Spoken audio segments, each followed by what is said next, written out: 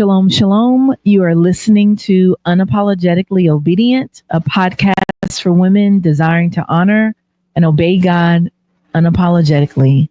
I'm your host, Kelly Bonner, and you're listening to episode 3, Divine Instruction.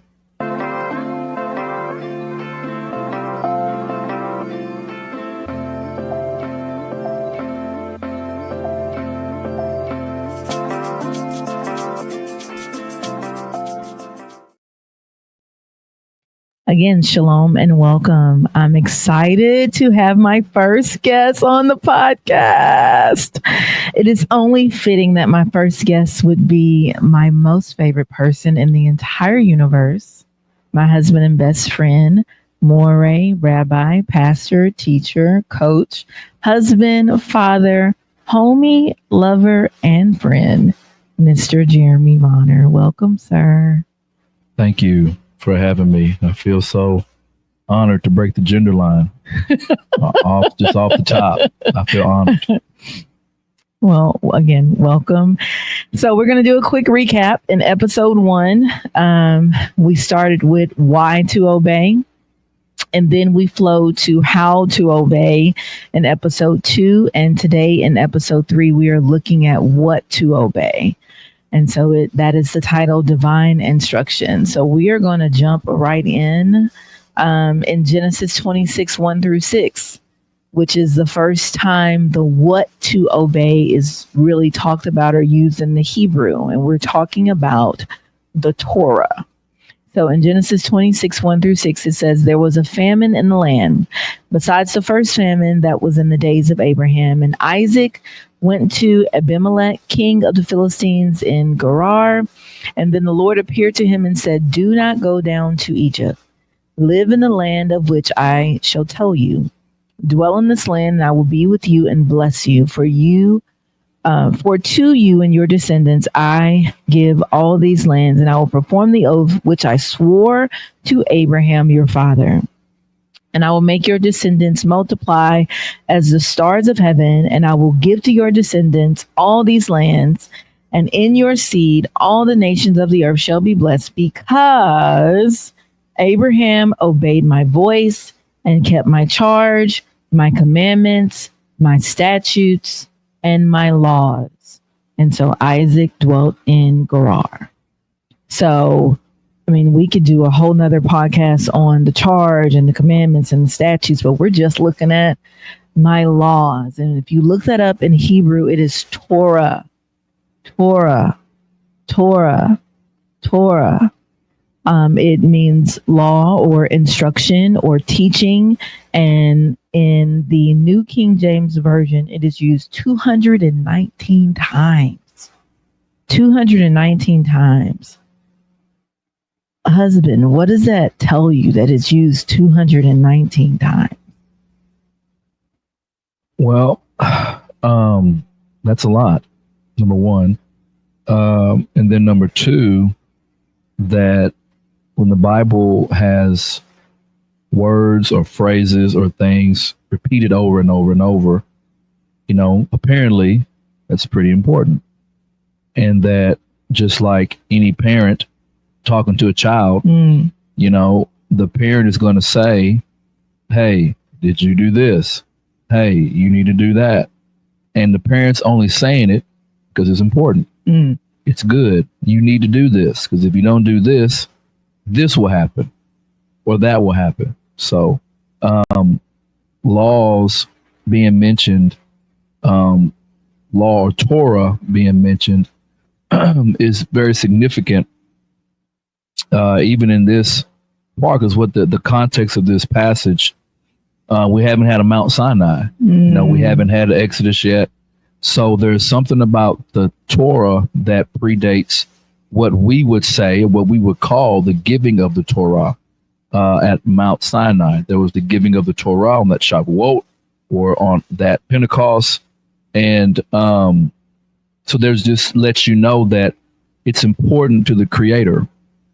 So if it's important to the Creator and he say, here, I'm going to give it to you, then it should be important to the created because it is a helper. It is a guide. It is the parent, helping the child, I don't know, get the lawnmower straight so they can cut grass. You got to cut grass. You don't cut grass, you're going to have grass all over the place. It's going to draw a bunch of critters, and people are going to drive by your house and say, man, who are these people with a wild yard? So the parent is instructing the child, this is how you do the lawnmower, so you can cut the grass. Well, the Creator has instructed us to do certain things within our life so that we can keep our grass cut and have a nice yard and not draw a bunch of snakes. Because snakes can hide in tall grass. All right. No pun intended. Gotcha.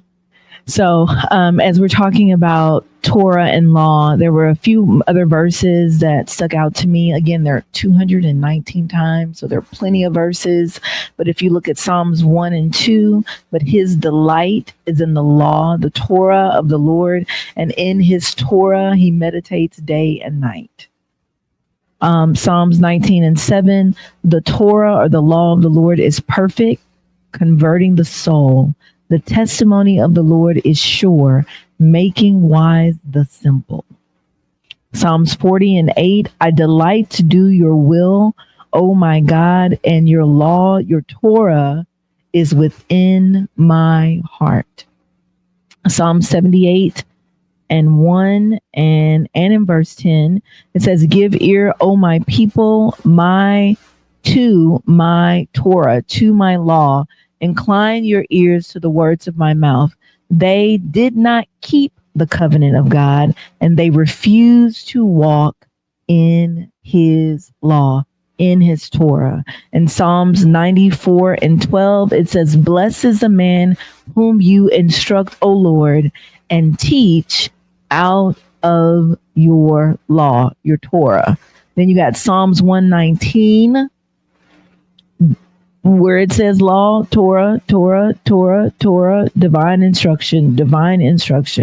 Malachi 4 and 4, we talked about it in Torah study. Remember the law of Moses, my servant, which I commanded him in Horeb for all Israel with the statutes and judgments. Remember the Torah that I gave to my servant Moshe. So you can't avoid it. You can't avoid it. And they answered and said unto him, Abraham is our father. Yeshua said unto them, if you are Abraham's children, you would do the works of Abraham. So to do the works of Abraham, would you say that is to follow the Torah? Well, go back to Genesis, what was that, 26? Yeah.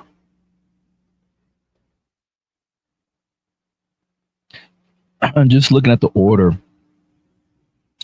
The Creator, Yah is saying he's going to multiply the seed like the stars of heaven. And you get to the 5th verse, and he says, because Abraham obeyed my voice. So it says that Abraham be Khali. So he obeyed his voice. So that was the very first thing, which if you think back about it, it was like, well, that is the first thing that happened. Yes. He called him out.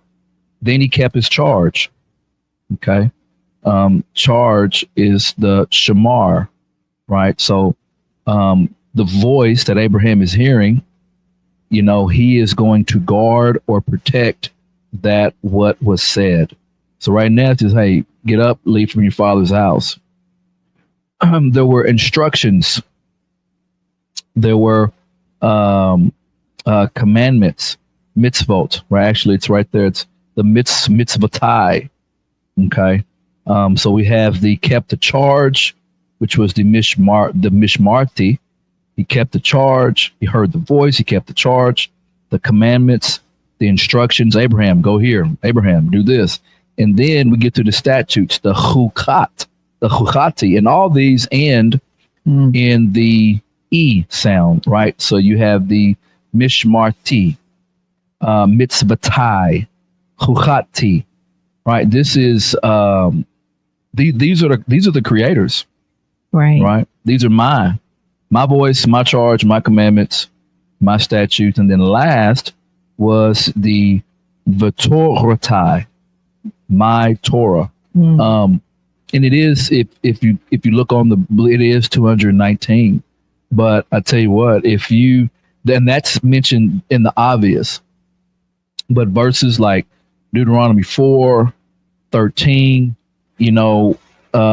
it's literally, he declared unto you his covenant, which he commanded you to perform, even the 10 words, and he wrote them on 2 tablets of stone. So if you look at that, was like, 10 commandments, 2 tablets of stone. But the undertone, right, when you look at the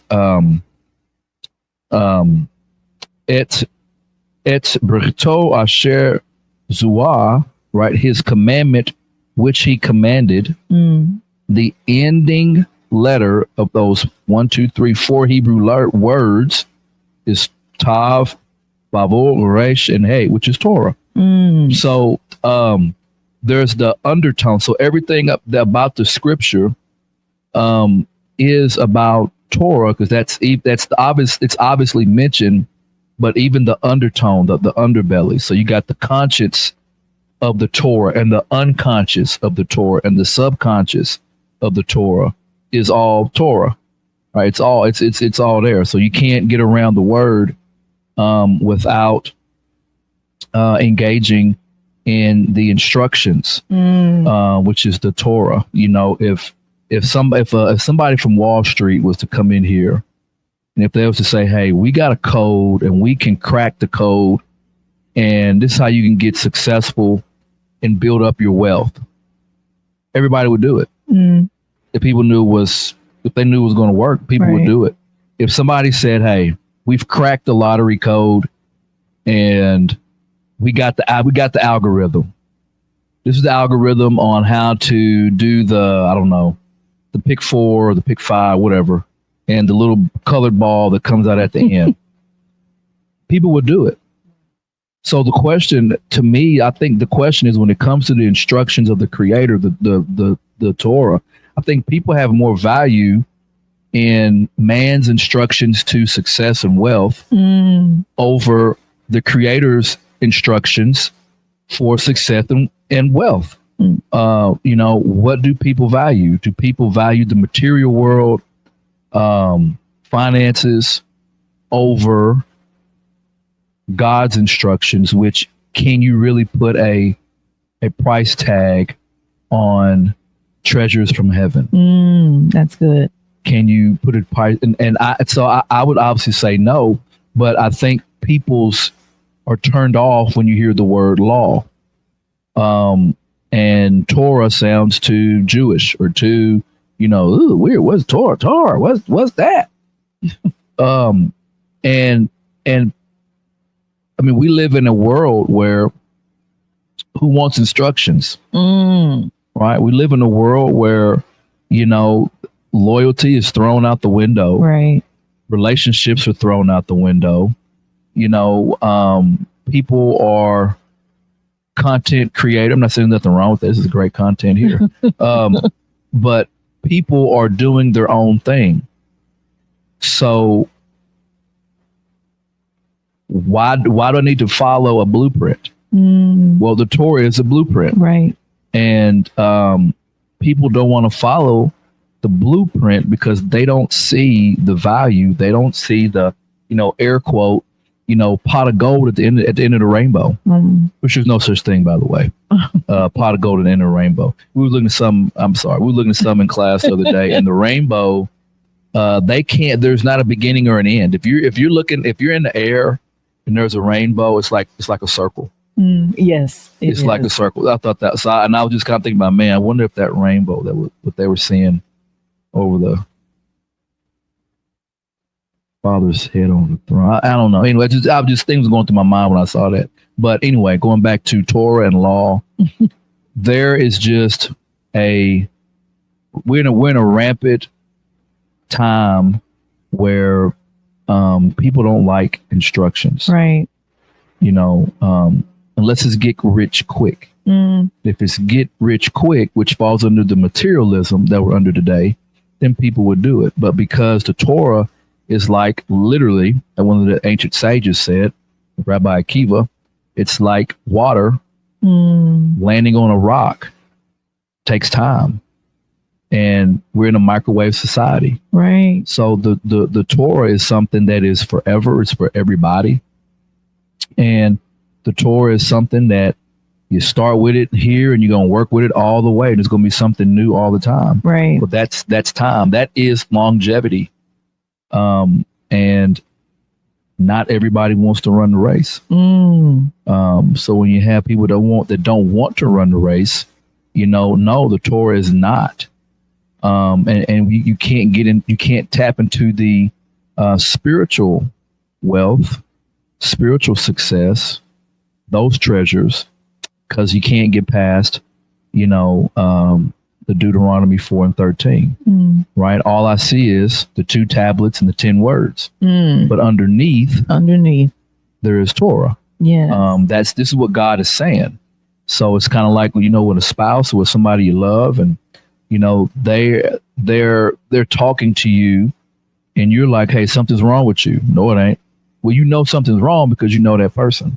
If you know the creator, then you'll know that the underbelly, the undertone of everything that God has said, well, there is the Torah. And you won't try to separate it. You won't try to divide it. But because of the, lack of understanding or really wanting to follow the blueprint. That's really what it is. That's where ego and pride and humanity is just don't want to follow the blueprint. So the creator left a blueprint. The blueprint is the Torah. It is his wisdom, the chokmah, the wisdom. And there's a battle between, God's wisdom, the creator's wisdom, and just man's wisdom.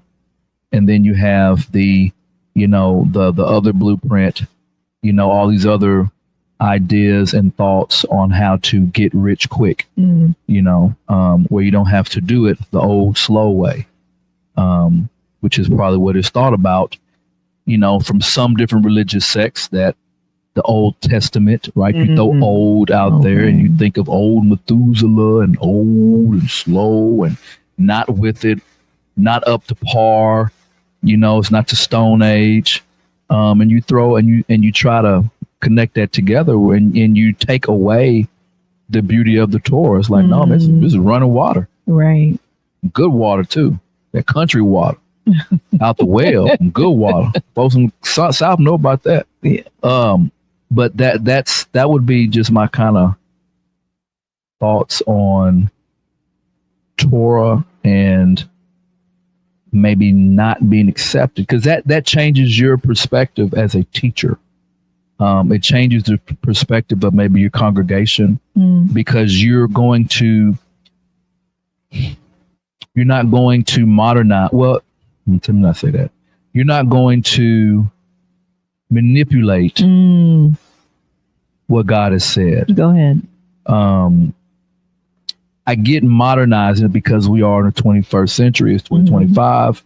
And how do we, correlate what was said in Mount Sinai, what Moses said, what David said, what the apostles said, what Yeshua said, what Job said, what Abraham, how do you correlate that to today? And you do have to kind of make it to where people can get it.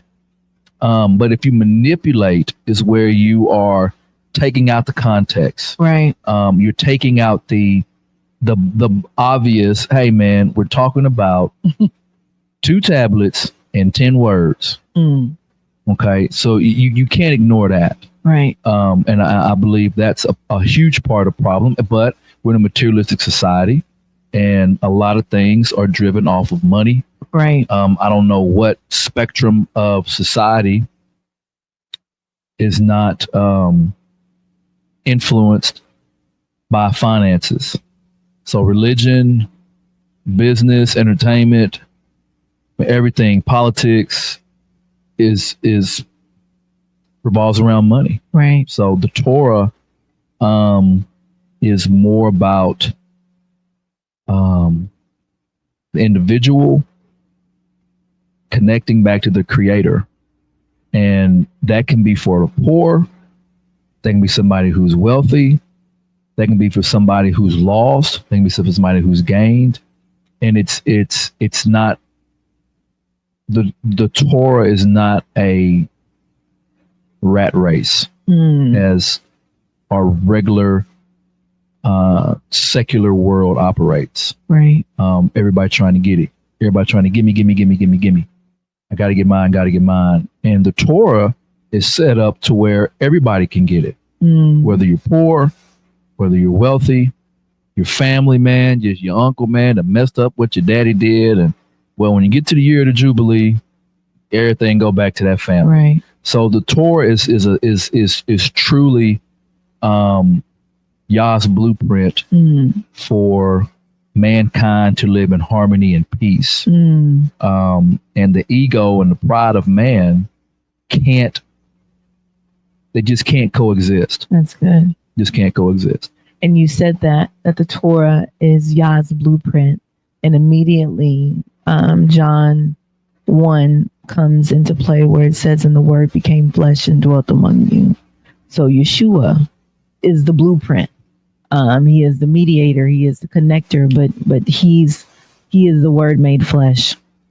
And you had said something else, and I wanted to go to Matthew 28, and 18 through 20. And Yeshua came and spake unto them, saying, all power is given unto me in heaven and in earth. Go ye therefore and teach all nations, baptizing them in the name of the Father and the Son and the Ruach HaKodesh, teaching them to observe all things whatsoever I have commanded you. And lo, I am with you always, even until the end of the world. So my question, sir, is can you make disciples if you're not teaching them to obey the divine instruction? Short answer, no. You can't. I mean, that goes back to the blueprint analogy. Right. There has to be, it's like building a house. Right? The foundation, and you build from the ground up. You can't build from the middle. You can't start at the top. I mean, you have to have a foundation. And how can I teach somebody? Because a disciple is a talmidim, and the talmidim is going to, you're my shadow. So, I mean, the shadow is not the actual figure, but whatever the body doing, the shadow is going to do. Yeah. So if I'm doing the MC Hammer dance, I look down on the ground, my shadow is doing the MC Hammer dance. Facts. If I'm doing the Michael Jackson moonwalk, sir, go ahead. The shadow is doing the moonwalk. Absolutely. If I am doing jumping jacks, my shadow is doing jumping jacks. The shadow doesn't say, hey, man, stop all these crazy jumping jacks. Stop all these burpees. That's not what happens. The shadow does exactly what the figure of the body is doing. And so the talmidim, the student, is to mimic the teacher. And then the teacher, because I'm a teacher, right? And we do have a curriculum. Yeah. Well, if you are a teacher of the God of Abraham, Isaac, and Jacob, all of these teachers, all of these sages, all these rabbis, all of the elders, all the apostles, okay, and this is prior to 2nd to 3rd century split, right, where people began to say, hey, the Hebrews are being persecuted and I can't look like a Jew. Okay, so before that, everybody followed the blueprint. Come on. The Torah is the blueprint. Now, you might have a different viewpoint on the blueprint, i.e., Passover this night, that night. You might have maybe a different thought about, the high priest or certain offerings, but the general just concept of the blueprint is not. So the disciple who's following the teacher, and the teacher is following the divine curriculum, which is the Torah. You know, I'm curious on what the Torah, because the Torah, if we believe and trust of the Chazal, the sages, that the Torah existed before there was creation, I'm kind of curious what that was like. Because for some people, if you look at the Torah, it's just do's and don'ts. For some people, you know, it's, hey, there's, you know, the festivals, you can look and you can see time and festivals, you know, there's beautiful stories. And I don't mean stories and then like, you know, cute little teddy bear stories, but like people's lives, right? You know, things that happen, people, their heartbreak, their ups, their downs, right? You know, there's history in the Torah. I mean, this king, that king, you know, there's so many things that the Torah, so people can, and I get it from the different maybe viewpoints or maybe different lenses, but you cannot say that the greatest teacher, Yeshua, says, hey, go make students. Well, what curriculum did he use? Come on. So can I use a different curriculum? Can I, you know, well, no, you can't, because in the Torah, you're not supposed to add. You're not supposed to take away. Right.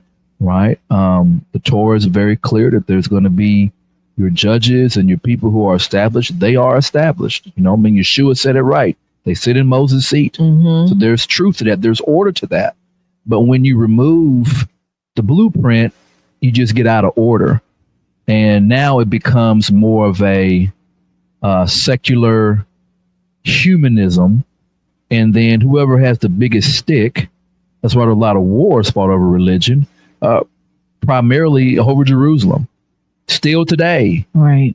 Whoever has the biggest stick gets to call the shots. And, you know, you don't have the Crusades for, you know, they had like 9 to 12 wars between the Catholic Church and Muslims, Turkish Muslims at that.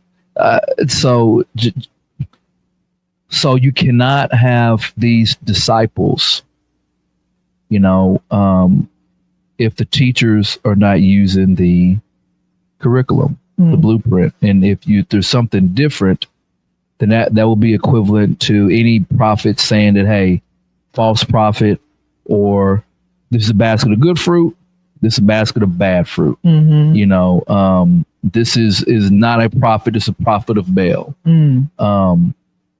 So to answer your question, no. Okay. So I want to say thank you for being with us. Thank you for joining our podcast. It's time to stop. I know it is. We are right there. Wow. I know. So I broke the gender. You broke the gender line. Yes, sir. And now gotta leave. Sorry, this is for the ladies. I completely get it. And I hope this blows up. I hope this does well. And I know you work very hard. You got a big heart, and got a big mind, and a big smile, and beautiful eyes. So I hope this goes well, and I hope you guests to come on here, y'all just tear it up and unapologetically obedient. We need more obedience. We're in a time of disobedience, as the scripture says. So I hope this blows up like a good rocket, not a bad rocket, but a good rocket. Gotcha. And thanks for having me. Yes, sir. Thank you. Well, as we always say, remember that wise women build. May the Father bless you and keep you. May he make his face shine upon you and be gracious unto you. May the Lord lift up his countenance upon you and give you